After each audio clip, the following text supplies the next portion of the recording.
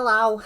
Today I'm ranking asexual and aromantic characters. I did non-binary and gender fluid last time, so like that, the aromantic and asexuals are sharing a tier list. We were very lacking on ace rep in my opinion. Like, there was not enough ace rep. Like, obviously there's, like, these few, but I just feel like that's not enough. And I'm sure there are others and other things that I haven't seen, but, like, I can't include them because I haven't seen them. So, these are just the ones from the things that I've, like, seen and watched and played and read and that. So, yeah. Anyway, D tier, Mammon from Helluva Boss. Mammon's a good villain, but he's a terrible person. He's the king of greed, so he's obsessed with money and using people, and he makes Fizzarolli do things he doesn't want to, like make sex dolls of him. Yes, this actually happened. It's a good thing that Fizzarolli doesn't have a soul, though, because Fizzarolli is a hellborn demon, and they don't have souls, but Earthborn sinners can sell their souls to like higher up demons for things, but that means that the higher up demons own their souls. So yeah, fortunately he couldn't do that. Gladys from Futurama. I don't even know if that's her real name, but you know, yeah. So she actually did have a line in one episode about being asexual. So yeah, she is. I don't even know what she is though. Like she's just like, is she meant to be like a cell, a nucleus? Like she's just a blob. Like really just a blob. That's it. So don't really know what else to say about her. Anyway, the Duke from Solar Opposites. I only recently learned that he was asexual, apparently. Him and, what's her name? I don't remember her name, but the main girl in, like, the Tiny People arc in Solar Opposites, got lost in the garden together, because he started off as, like, as a dictator, well, a duke, and then, like, they got lost together, then they grew closer, and then he, like, sacrificed himself to save her, and then he died. But he actually came back to life in the last season, so we'll see where that goes in Season 6. That'll be interesting to see, especially with how Season 5 ended. But yeah, that's all I really have to say about him. Mordecai from, what's it called? Sorry about that. From Lackadaisy.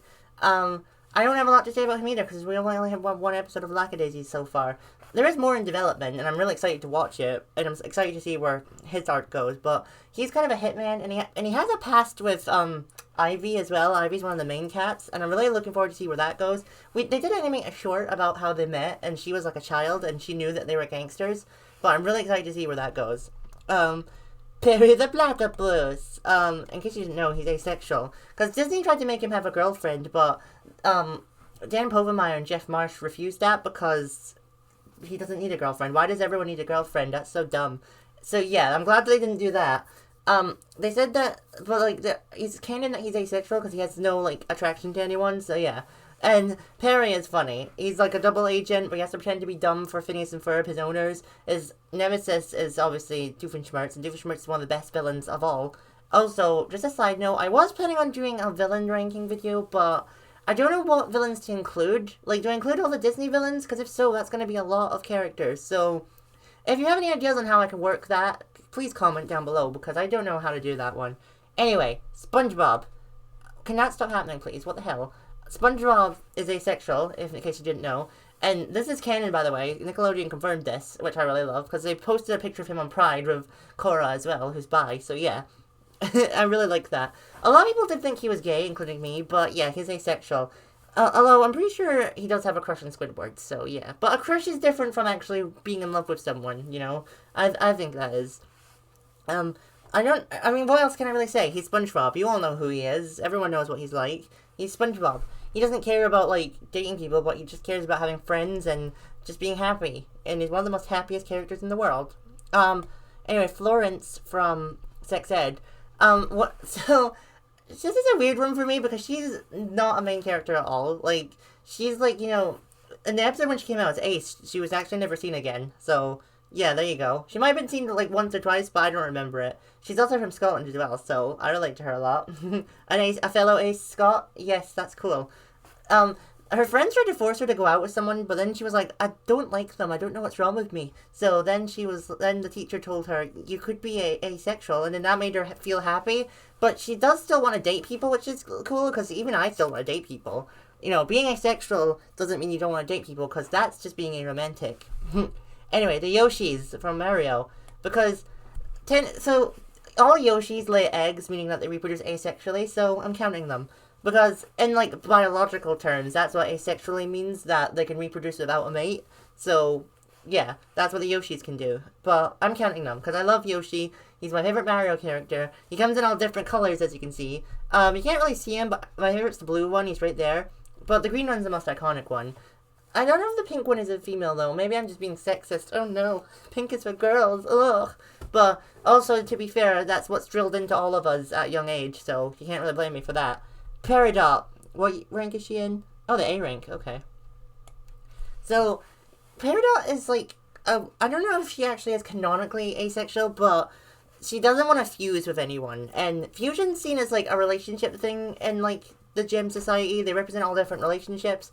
So, the fact that Peridot doesn't want to fuse with anyone, which is okay, by the way, because you don't have to fuse, it's kind of seen as asexual by a lot of people.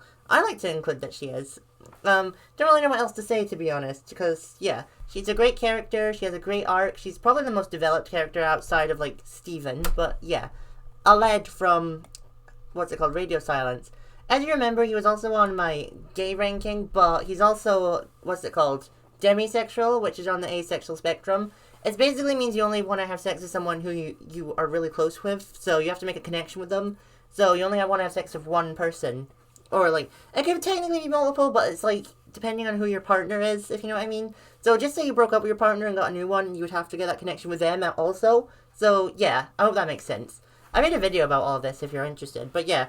I'm not going to go into too much detail because I already talked about him, but Aled is quite a good character who has a terrible home life. It's so awful. But we're going to move on to Georgia from Loveless. Georgia is probably one of the best representations we've had of asexuality ever. Maybe the best. Of all the other characters, though, I, like, prefer them over her, but as, like, representation goes, she's definitely probably the best, 100%. Because she actually, like, goes out with her friend to see if she likes him, but she doesn't know that he likes her, and then she kisses him but doesn't feel anything and accidentally, like, breaks his heart. I think she, like, yeah, she tried to go out with a girl as well to see if she liked girls, but her other friend liked her, so then she fell out with her. And then that's when she started to be like, what am I then? And then one of her, like, new friends from the college, whose name I've forgotten, so I didn't include him here, told her that he's asexual, and then that his friend is aromantic, and that's when it clicked in her head that she's aro-ace, which is aromantic and asexual, by the way. So, that was incredible. That was really done well. So, yeah, she probably is the best representation of asexuality. Alice Osman herself is ace, so, yeah, definitely knows how to write them. Anyway, Alastor from Hazbin Hotel. They actually make a joke about him being ace as well. Rosie, one of the other overlords, says, "You're an ace in the hole, Alastor," which was quite funny. He also gets flirted with by Angel Dust, but Angel Dust flirts with everyone, so that makes sense. And then he's like, he doesn't, like, acknowledge it, basically, because obviously he's asexual, he's not interested in that, so that was pretty funny. I am curious to see where his character's going, though, because I don't know if I wouldn't quite call him a hero, but he's not quite a villain either. Like, we have to wait and see what his motives are. I'm not quite sure what his motives are for helping running the hotel, to be honest. But anyway, S tier now, and the first one is Lilith from Owl House. She's Ida's sister, and yeah, in case you didn't know, she is asexual. She just gives off an ace vibe, really, and I like it. I love her, even though her hair, like, is probably iconic, but her new hair in the finale, that was really cool. I prefer that hair better. It gives off more of an ace vibe, in my opinion, which is cool. I really do like her a lot. She kind of started off as a villain. She's the one that cursed Ida, but then when her and Ida, like, made up and she found out Bellows lied about curing Ida's curse, she decided to save Ida and then take half the curse, which is why she has one black eye, because they each share the curse now. And at the end, she learns how to use the curse like Ida can, so that's really cool as well. But yeah, let's move on. Octavia from Helluva Boss. She's also ace as well. She is Stolas' daughter, and I didn't know she was ace until it was revealed at Pride. Like, they released a poster of all of the characters' sexualities, and I really loved it a lot. It was good to have a little bit more ace rep, especially since we don't have a lot. Octavia's, like, a sinister teenager. She's only 17, so that makes sense. I really like that Luna's kind of took on her role as her big sister, though. Some people ship them, but please don't, because Luna is 22 and Octavia's 17. That's really creepy. I know 17's, like, a smart age, but it's still a minor, so, like, don't do that. Anyway, Isaac from Heartstopper. Isaac's arc of, learning that he is aromantic and asexual is done really well. He's basically just the male equivalent to Georgia when you think about it. But he is an original character. He did replace Aled, though, because Aled is the third friend in the Heartstopper books, but they replaced him with Isaac in the show since Aled had his own book, Radio Silence. So, yeah, I think that was a good idea. I really wonder if Aled would ever appear in the show, though. That would be quite interesting to see, and who would play him, yeah.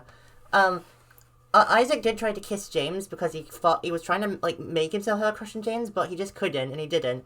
None of his friends understood it, though. But then he came out to them when they went to the zoo for Nick's birthday, and they all accepted him for who he is. Because of course they did. They're all friends, and they're all queer. It's really cool. But when it comes to Ace Rep, my favorite from Alice is Tori from, well, Heartstopper. Tori is Charlie's big sister, and in case you didn't know, yeah, she is Ace. She doesn't have a soul, let's be real. She's dark, sinister. I love her relationship with Michael, though, because they aren't boyfriend and girlfriend, but, like, they are partners. Like, I don't know how to explain it, but it's done really well. I like that they don't care what society thinks of their relationship. At first, Tori thinks that she might care about that, but no. This hasn't happened in the show yet. I think they're saving it for season 4. But in the book, she comes out as Ace to Charlie because she had sex with Michael and she didn't enjoy it. But that's okay. Just because you're Ace doesn't mean you can't date people. So if you want to go out with Michael, you can. But if you don't want to and you just want to be friends with him, that's fine too. So yeah. Tori did also get her own book, Solitaire. So, but you can't really cut Tori out of the show. She's too important. And to be fair, if it wasn't for Tori, we wouldn't have Heartstopper. Because Alice's first book was Solitaire. It came out in 2014. And, like, she created the characters long before then, but if Solitaire hadn't done well, then Alice wouldn't have wrote more books, meaning she wouldn't have wrote Heartstopper, meaning we wouldn't have got the Heartstopper TV show, which means we wouldn't have gotten a majority of the queer representation we have now. So, yeah, thanks, Tori. If it wasn't for you, Heartstopper probably wouldn't exist. But that's my ranking of all the asexual. I'm sorry I kept moving the screen, that was not my fault, I don't know why that kept happening. Let me know who your favourite ace character is in the comments down below. And please like and subscribe, and I'll see you next time, bye!